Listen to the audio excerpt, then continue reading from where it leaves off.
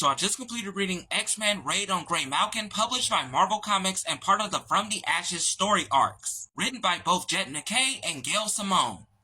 And this was a really intense story. It basically centers around both X-Men teams led by Rogue and Cyclops. They both lead an assault on the Graymalkin prison, which was once the Xavier Institute. Before this, they go on their own separate missions, leading up to that point.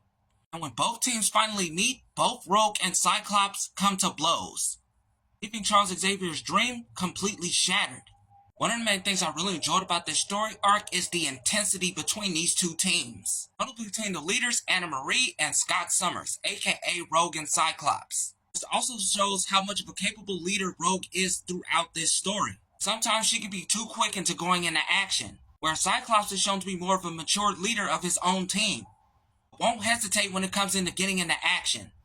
Not to mention, this story has some surprisingly dark moments, not only in the Graymalkin prison, which I won't get into because it will lead to spoilers.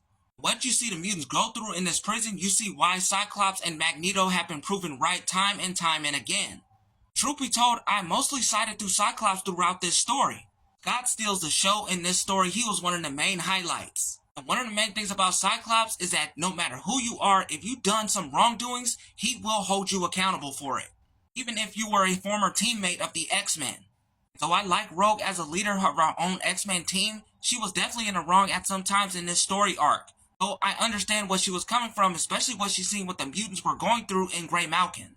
Jed MacKay and Gail Simone definitely understood the assignment writing these characters. This was such an enjoyable event story, and I cannot wait to read the next volumes. X-Men Raid on Graymalkin is a 10 out of 10 A+ read. You can find this comic at your local comic book shop, or you can order it on Amazon.